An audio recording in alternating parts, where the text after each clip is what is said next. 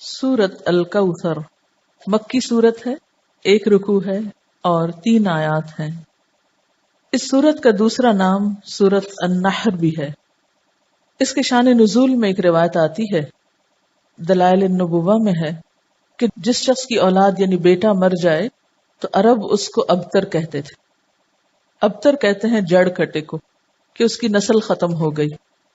جس وقت آپ کے صاحبزادے قاسم یا ابراہیم کا علیہ السلام بچپن میں ہی انتقال ہو گیا تو کفار مکہ نے آپ کو ابتر کہہ کے پکارنا شروع کر دیا یا طعنہ دینے لگے۔ ایسا کہنے والوں میں عاص بن وائل کا نام خاص طور پر ذکر کیا جاتا ہے۔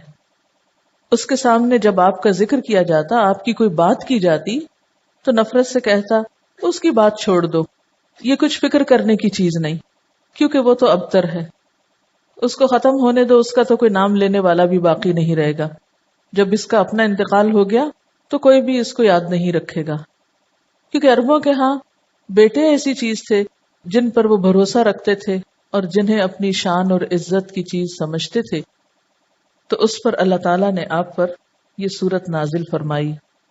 بسم اللہ الرحمن الرحیم، انا اعطیناک الکوثر، بے شک ہم نے آپ کو کوثر عطا کی۔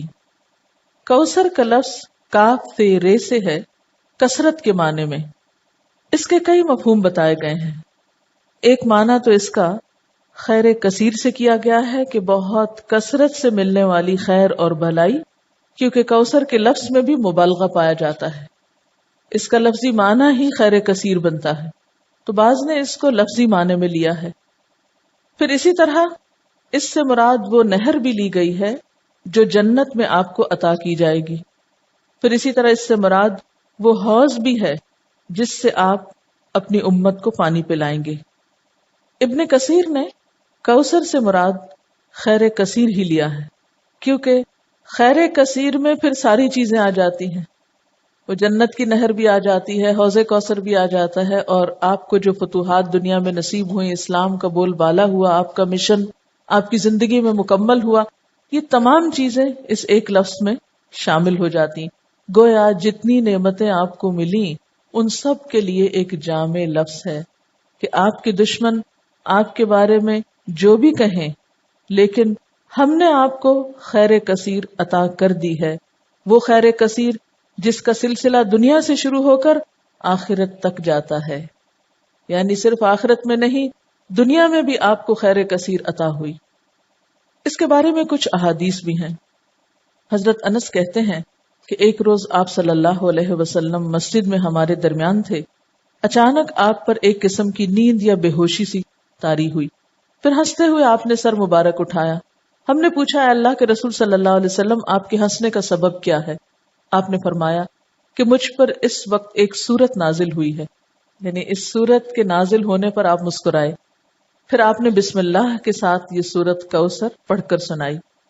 پھر فرمایا، تم جانتے ہو کوثر کیا چیز ہے؟ ہم نے کہا اللہ و رسولہ عالم۔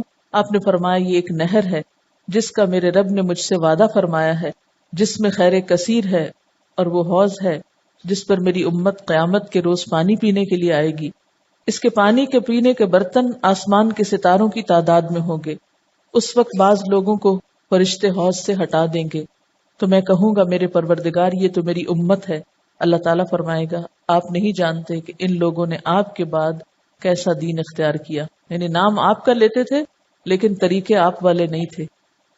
بہرحال اس نہر کے بارے میں معراج کے واقعے میں بھی کچھ تفصیلات ملتی ہیں۔ بخاری کی روایت ہے، آپ صلی اللہ علیہ وسلم نے معراج کے واقعے میں فرمایا، میں ایک نہر پہ پہنچا جس کے دونوں کناروں پر خولدار موتیوں کے ڈیرے لگے تھے۔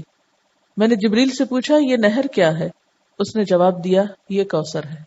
یعنی آپ کو معراج کے سفر پر وہ نہر دکھائی گئی جس میں پانی بہ رہا تھا یا جو بھی چیز، مگر اس کے کناروں کے اوپر خولدار موتی تھے۔ خولدار کا کیا مطلب ہے؟ یعنی اندر سے جن کے سوراخ ہو یا خول ہو۔ سیدنا ابو عبیدہ نے حضرت عائشہ سے پوچھا کہ کوثر سے کیا مراد ہے؟ انہوں نے کہا، کوثر سے ہر وہ بھلائی مراد ہے جو اللہ نے آپ کو عطا کی۔ ابو بشیر کہتے ہیں کہ میں نے سعید بن جبیر سے کہا، یعنی مختلف لوگ اس کے بارے میں سوال جواب کرتے رہے، کہ لوگ کہتے ہیں کہ کوثر جنت میں ایک نہر کا نام ہے. سعید نے جواب دیا جنت والی نہر بھی اس بھلائی میں داخل ہے جو اللہ نے آپ کو عطا کی ہے. گویا مختلف آراء ہیں اس بارے میں، لیکن حقیقت یہ ہے کہ اس میں وہ تمام بھلائیاں شامل ہیں جو اللہ سبحانہ وتعالی نے رسول اللہ صلی اللہ علیہ وسلم کو عطا کی. آخرت کی بھلائیوں کے علاوہ دنیا کی بھلائیاں اگر آپ دیکھیے جن کا ذکر کل بھی ہوا اور پھر اس سے پہلے بھی، وَالضُّحَىٰ وَاللَّيْلِ إِذَا سَجَىٰ مَا وَدَّعَكَ رَبُّكَ وَمَا قَلَىٰ وَلَلْآخِرَةُ خَيْرٌ لَكَ مِنَ الْأُولَىٰ وَلَسَوْفَ يُعْطِيكَ رَبُّكَ فَتَرْضَىٰ. تو یہ جو ہے وَلَسَوْفَ يُعْطِيكَ رَبُّكَ فَتَرْضَىٰ یہ بھی اسی خیر کثیر میں شامل ہے. پھر اسی طرح أَلَمْ نَشْرَحْ لَكَ صَدْرَكَ وَوَضَعْنَا عَنْكَ وِزْرَكَ الَّذِي أَنقَضَ ظَهْرَكَ وَرَفَعْنَا لَكَ ذِكْرَكَ یہ بھی خیر کثیر میں شامل ہے جو آپ صلی اللہ علیہ وسلم کو عطا ہوا. آپ کو قرآن جیسی نعمت دی گئی اور صحابہ کرام جیسے مخلص ترین ساتھی عطا ہوئے جنہوں نے اپنی جانیں قربان کر کے اس مشن کو پروان چڑھایا جو آپ اللہ کی طرف سے لے کر آئے تھے. اب بات یہ ہے کہ جب بھی کسی کو کوئی نعمت ملے تو اسے کیا کرنا چاہیے؟ اس کا حق ادا کرنا چاہیے. اور کسی نعمت کا حق کب ادا ہوتا ہے؟ جب انسان اللہ کی مرضی اور اطاعت کے کام کرتا ہے.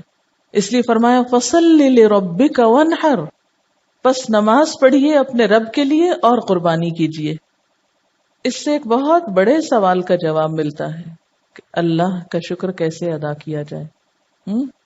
آپ کو بھی خیر کثیر مل رہی ہے قرآن کی نعمت، تو اس کے شکرانے کے لیے بھی خاص نوافل پڑھنے ہیں، ٹھیک ہے، اور اس کے ساتھ صدقہ بھی کرنا ہے. امید ہے یہ دو کام آپ صبح ہی کر کے آئے ہوں گے، لیکن اگر بھول گئے ہیں اور جلدی میں تھے اور ٹیسٹ کے پریشر میں تھے اور پریشانی میں تھے تو اس کے بعد آپ جا کر لیجئے، کیونکہ اسی طرح شکرانہ ادا کیا جاتا ہے. ایک طرف بندہ اللہ کا حق نہ بھولے اور دوسری طرف بندوں کا نہ بھولے.